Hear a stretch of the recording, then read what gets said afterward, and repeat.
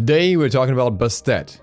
More specifically, did her recent buff increase her power and her potential in the meta?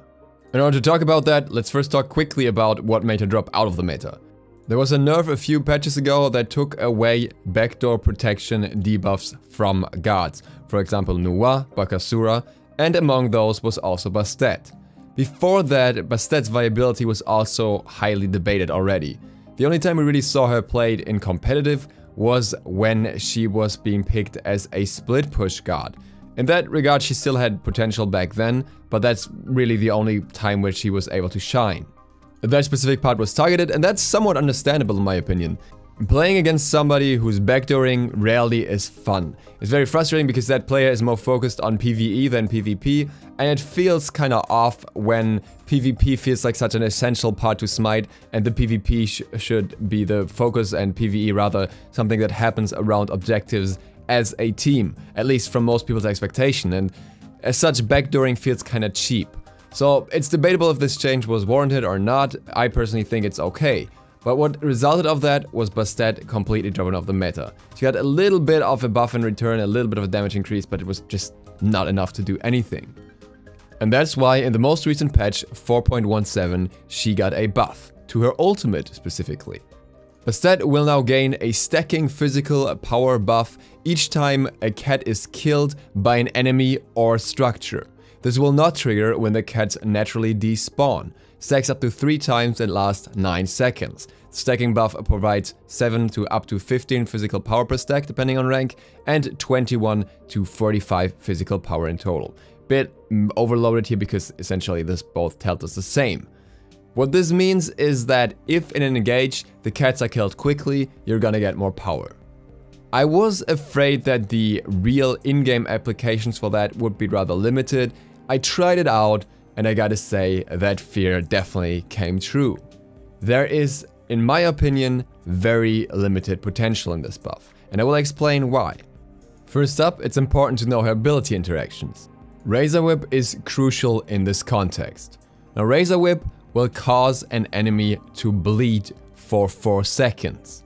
And Razor Whip as such interacts with the ultimate with Cat Call, where the cats will sense the smell of blood and attack bleeding enemies first. So if you hit an enemy with Razor Whip, the cats will attack that target and prioritize them over others, which is what you want because otherwise the cats can act a bit stupid. But you also have to consider the passive. Bastet's passive is when Bastet hits an enemy with Pounce, Razor Whip or Declaw, she wounds the target for a brief time. If the target has a wound, those abilities deal additional damage and remove the wound instead. What does that mean in this context? You want to use another ability before you use Razor Whip.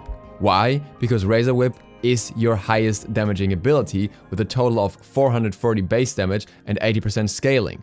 In some situations you may get higher damage out of maybe Pounce or Declaw through the scaling, but generally speaking you want to have Razor Whip going first, especially in early stages of the game. It will be most damage. So what that means is you use 2 abilities in most situations, or if you want to play most efficiently, before you even use Cat Call.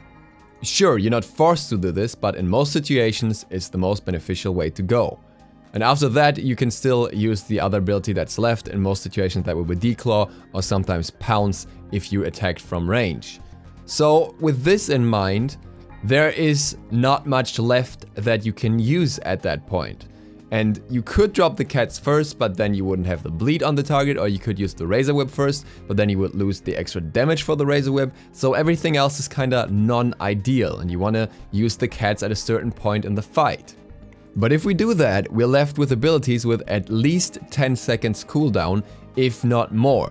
So the only benefit we can get here is after at least 10 seconds if the cats get killed around that time.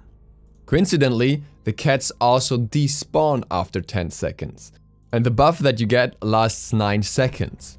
So you have a very specific window where this can be applied unless the cats get bursted immediately.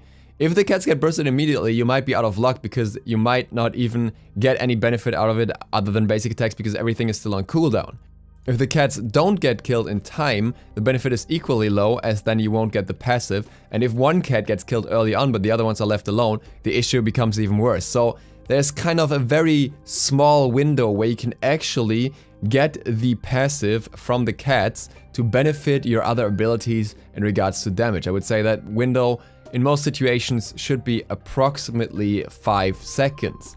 Now, in these 5 seconds, a lot of things can happen. Sure, you can drop your whole kit into someone if they're badly positioned, if the right abilities are off cooldown, if you maybe have some cooldown reduction, which you definitely want to have to utilize this. But it's so conditional that within a more than 60-minute game, I didn't find more than one situation where I felt like I would be able to properly apply this. Early on, the cats are simply too big of a threat and people try to get away from them rather than killing them.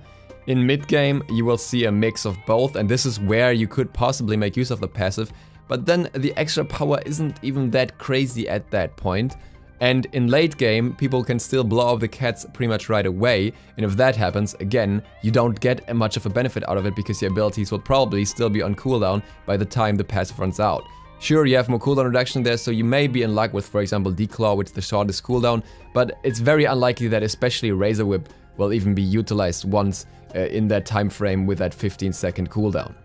Where this ability shines is if you are targeting a single player and if an ally comes to help them and they kill the cats together and you feel like you have a window to go back in and take the risk there. That's where I see the chance for this ability, but really it's so rare, it's so lackluster compared to the potential that the split push through the cats was, that I don't see much benefit in it at all.